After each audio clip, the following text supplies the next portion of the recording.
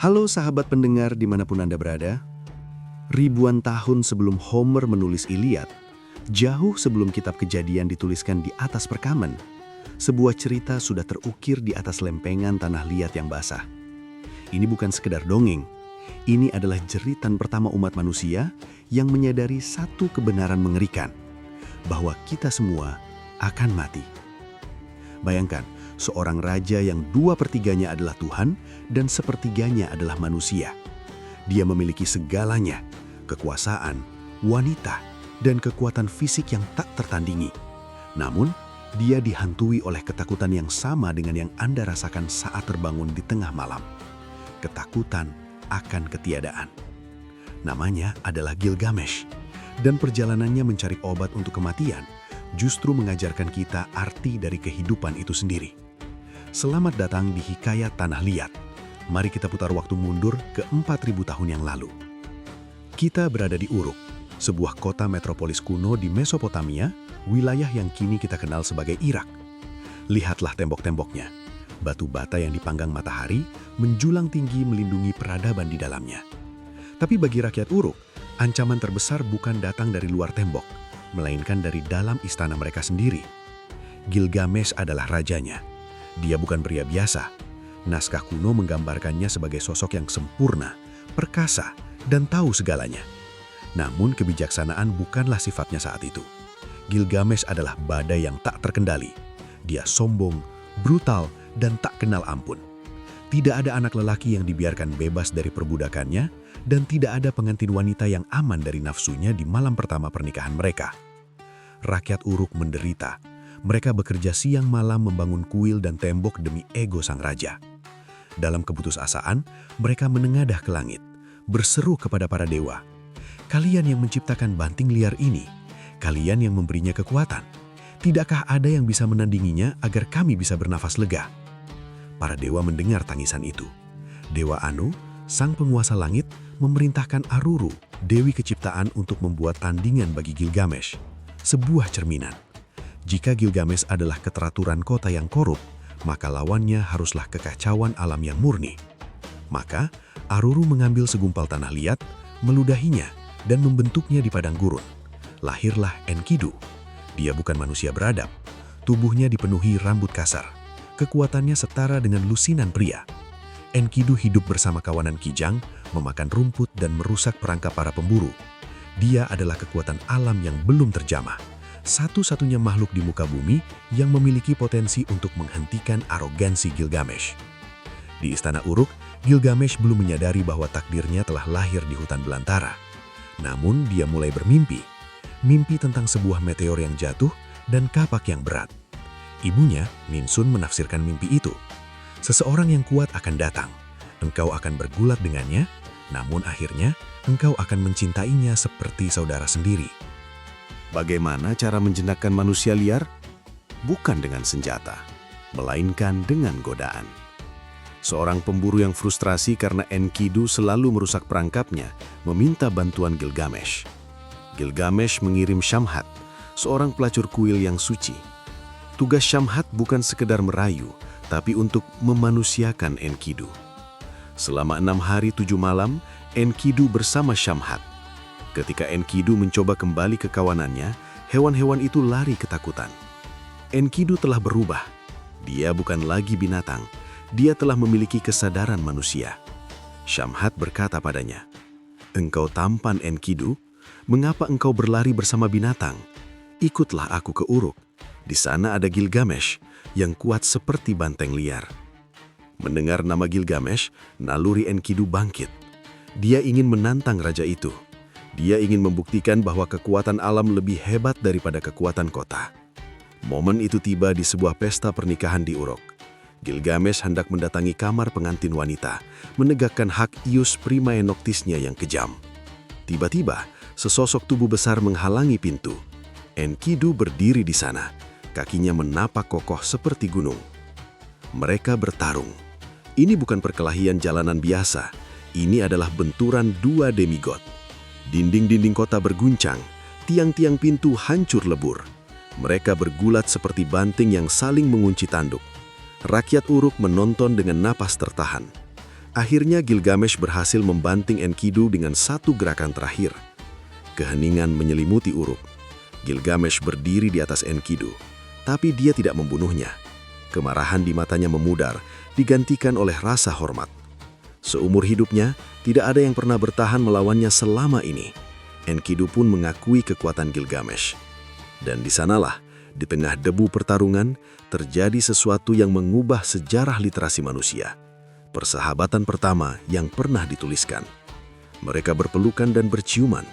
Gilgamesh menemukan tandingannya, dan Enkidu menemukan sahabatnya. Sang tiran kini memiliki penyeimbang.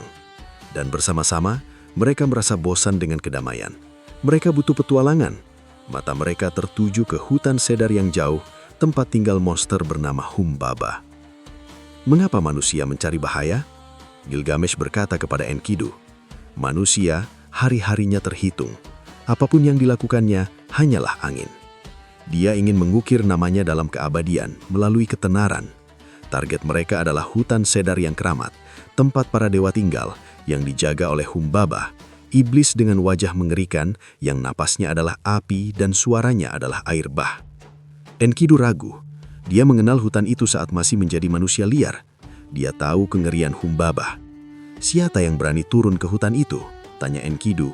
Tapi Gilgamesh bersikeras. Dia meminta berkat dari ibunya, Ninsun, dan para tetua kota. Meski khawatir, mereka melepaskan sang raja. Perjalanan mereka adalah perjalanan super manusia. Jarak yang ditempuh orang biasa dalam sebulan, mereka tempuh dalam 3 hari. Setiap malam, Gilgamesh mengalami mimpi buruk. Gunung runtuh, banteng menyerang, api menyambar. Setiap kali dia terbangun dalam keringat dingin, Enkidu menenangkannya, menafsirkan mimpi itu sebagai pertanda kemenangan, bukan kematian. Akhirnya, mereka tiba di gerbang hutan cedar. Pohon-pohonnya menjulang tinggi, menghalangi sinar matahari. Keheningan di sana mencekam. Saat mereka mulai menebang pohon cedar yang suci, tanah berguncang. Humbaba muncul. Bayangkan ketakutan purba. Humbaba bukan sekedar monster. Dia adalah manifestasi alam yang marah. Dia mengejek Gilgamesh dan menghina Enkidu. Keberanian Gilgamesh sempat goyah melihat wajah Humbaba yang berubah-ubah. Namun, Dewa Matahari Shamash yang melindungi Gilgamesh mengirimkan 13 badai untuk memerangkap Humbaba. Angin puting beliung, angin utara, angin badai, semuanya menghantam mata sang iblis hingga dia tidak bisa bergerak. Humbaba memohon ampun. Lepaskan aku, Gilgamesh, ratapnya. Aku akan menjadi pelayanmu. Semua pohon di hutan ini akan kuberikan padamu. Gilgamesh bimbang, hatinya tergerak oleh belas kasihan. Tapi Enkidu, yang paham bahwa musuh yang terluka adalah musuh yang berbahaya, berteriak, "Jangan dengarkan dia, bunuh dia sebelum Dewa Enlil tahu." Humbaba mengutuk mereka berdua sebelum lehernya ditebas. "Semoga kalian tidak menjadi tua bersama-sama," sumpah Humbaba. Kepala sang penjaga jatuh. Mereka menebang pohon cedar tertinggi untuk membuat pintu bagi kuil di Nippur. Mereka menang, tapi mereka lupa membunuh penjaga dewa memiliki konsekuensi yang tidak bisa ditebus dengan kayu semata. Gilgamesh dan Enkidu kembali ke Uruk sebagai pahlawan. Gilgamesh mandi, membersihkan darah pertempuran, dan mengenakan jubah kebesarannya. Dia begitu memukau hingga Ishtar, Dewi Cinta dan Perang, menginginkannya. Ishtar turun dari surga dan melamar Gilgamesh. "Jadilah suamiku," katanya. "Aku akan memberimu kereta dari lapis lazuli dan emas. Raja-raja akan berlutut di hadapanmu." Tawaran dari seorang dewi, siapa yang bisa menolak? Gilgamesh bisa, dan dia menolaknya dengan cara yang paling brutal. Dia tidak hanya berkata tidak, dia menghina Ishtar. Dia mengungkit daftar panjang mantan kekasih Ishtar yang berakhir tragis. Tamus yang dikirim ke dunia bawah, burung yang dipatahkan sayapnya, singa yang dijebak dalam lubang.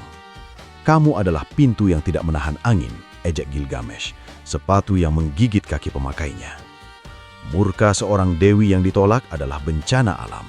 Ishtar naik ke surga, menangis di hadapan ayahnya Anu. Dia menuntut dipinjamkannya banting surga untuk menghancurkan Gilgamesh. Jika tidak, Ishtar mengancam akan menghancurkan gerbang neraka dan membiarkan orang mati memakan orang hidup, sebuah ancaman kiamat zombie pertama dalam literatur. Anu menyerah. banting surga turun ke Uruk. Setiap kali banting itu mendengus, lobang besar terbuka di bumi menelan ratusan prajurit. Sungai Efrat surut hanya dengan satu tegukan airnya. Kota Uruk berada di ambang kehancuran. Gilgamesh dan Enkidu turun tangan. Sekali lagi, kerjasama mereka tak terkalahkan. Enkidu memegang tanduk banting itu dan Gilgamesh menikam lehernya. Banting surga mati. Tapi arogansi mereka melampaui batas. Ketika Ishtar meratap di atas tembok kota, Enkidu melakukan hal yang tak terbayangkan. Dia merobek paha banting itu dan melemparkannya ke wajah Dewi. "Jika aku bisa menangkapmu, aku akan melakukan hal yang sama padamu," teriak Enkidu. Malam itu, kemenangan terasa manis. Tapi saat Enkidu tidur, dia bermimpi. Para dewa sedang bersidang. Anu, Enlil, Ea, dan Shamash berdebat. Seseorang harus mati karena membunuh Humbaba dan banting surga. Dan jari para dewa tidak menunjuk pada Gilgamesh, sang raja setengah dewa. Jari itu menunjuk pada Enkidu. Mimpi itu menjadi nyata. Enkidu jatuh sakit.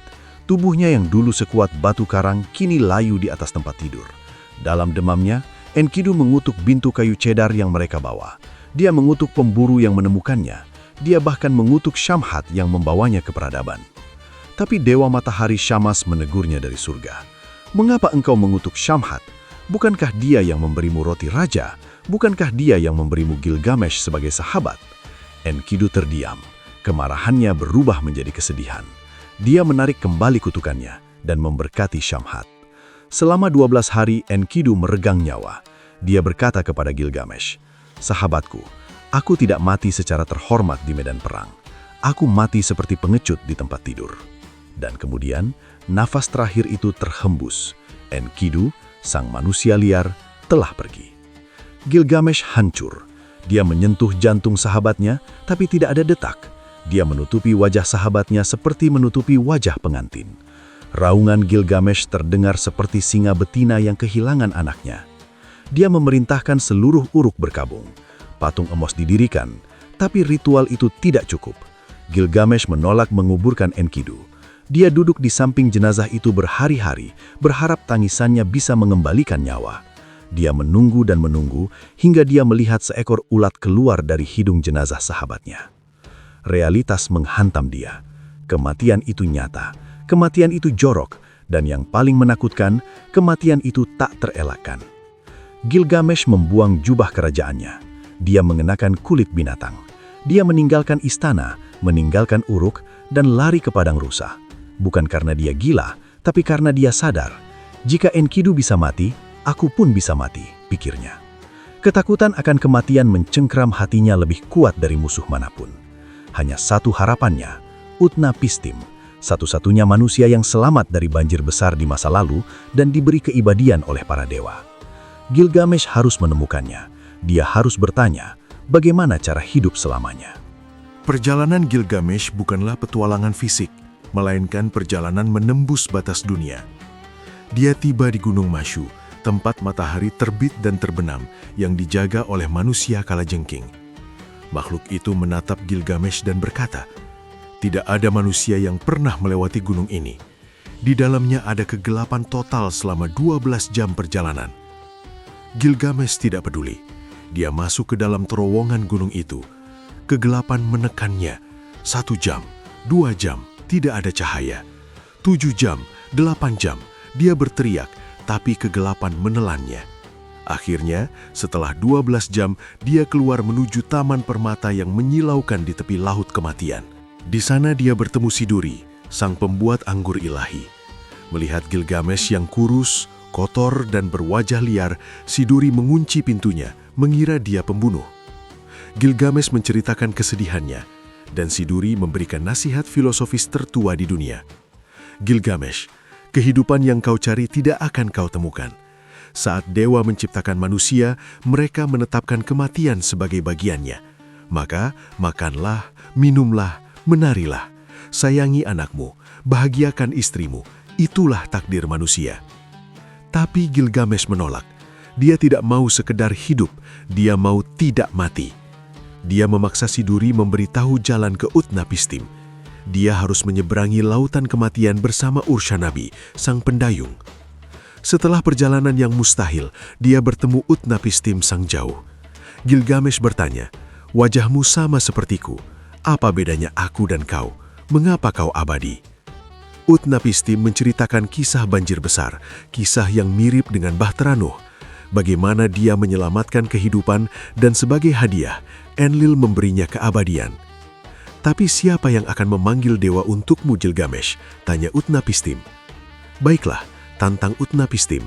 "Jika kau ingin mengalahkan kematian, cobalah kalahkan tidur. Tetaplah terjaga selama 6 hari 7 malam. Tidur adalah sepupu kematian." Gilgamesh yang lelah langsung tertidur begitu dia duduk. Dia tidur selama 7 hari.